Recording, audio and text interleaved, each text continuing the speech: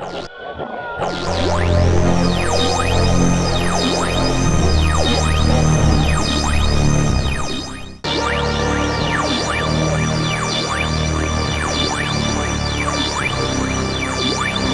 now our next leader, making his second consecutive appearance. That's it. Eddie Osborn. Well, thank you, and I want you to know what my costume is. I'm going as a 64-and-a-half-year-old overweight, balding white guy. Good job. Thank you. I don't think anybody will know it's me. Okay. Okay. Well, actually, just for that, I'm taking two. No, I'm teasing. Well, good evening, everyone. Thank you for allowing me to be a part of this, and I want to thank Debbie for asking me to do this. For those of you who are hearing me for the first time, I'm not a poet, nor am I a writer of fiction. I primarily share personal observations and experiences, and I tend not to offer any universal solutions or answers. And as we near All Hallows Eve, I'm going to speak on the subject of fear. And I think we often think of fear as manifested in terror, horror, or physical danger. And I'm not going to speak to either of those because most of my fears have been emotional rather than physical. And I'm certain we all of us experience dread, anxiety, distress, panic, alarm, trepidation, apprehension, worry, and concerns at some point in our lives. I know for me, those emotions lost power when I recognized what triggered them. And I want you to know that my fears have evolved over the years. It hasn't been a singular feeling, but rather a series of fears at different stages of life. I experienced all the typical childhood anxieties and fears, and I now view them as a rite of passage. It's been years, but there was definitely something in the closet, under the bed, and outside the window, and I know in my heart of hearts that the only thing that kept it at bay was the vigilance and the courage of my parents and the fact that the light remained on. And I look back to my childhood on the farm and understand that not all fear is bad, and some of it can serve as an insurance policy, so to speak. An insurance policy against poor decisions, like one should never get between a cow and her newborn calf. Now, I believe that there are those of us of a certain age who remember the civil defense films shown regularly in public schools. Bert the Turtle and a mixed chorus urged us all to duck and cover in response to a nuclear explosion. And while I was quite young, I remember questioning exactly how effective that would be. Now, on a more serious side, I remember with great clarity the real terror I felt during the Cuban Missile Crisis of 1962. And thinking back to that time helped me recover a 53-year-old memory that is at once both visual and spiritual.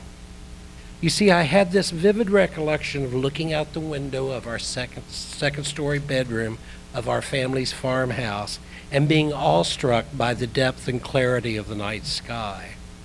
I have a very distinct memory of resting my head on folded arms and gazing upwards and contemplating, or at least as much as an 11-year-old could, of the world around me and the fear that I felt.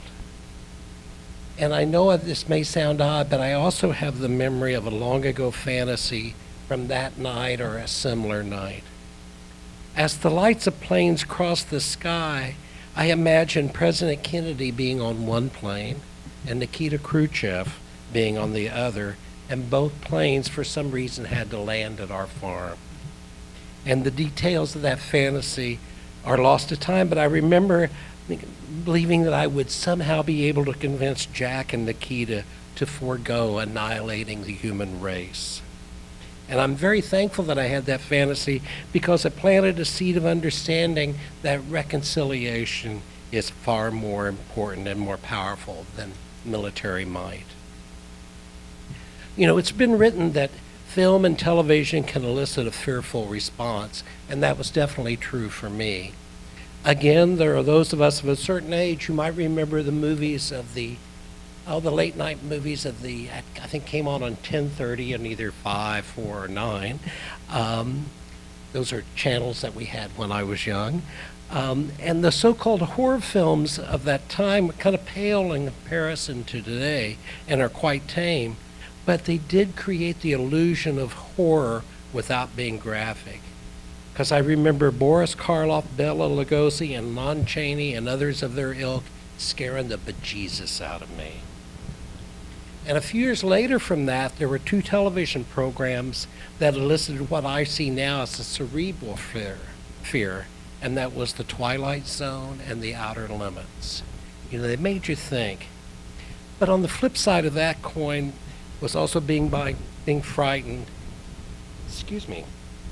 by the brutality and hate that I saw civil rights workers facing, and also seeing the Vietnam War on nightly television.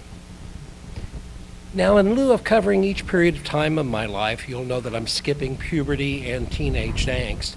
I'll go down the list of fears I've experienced. Fear of failure? Check. Fear of criticism? Oh, you darn tootin'. Fear of embarrassment? Damn straight.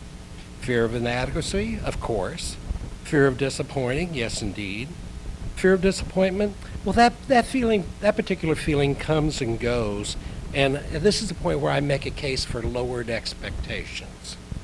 You see, I'd rather be pleasantly surprised than bitterly disappointed. Now, the fear of intimidation, not for a good many years, but that's a subject for another time.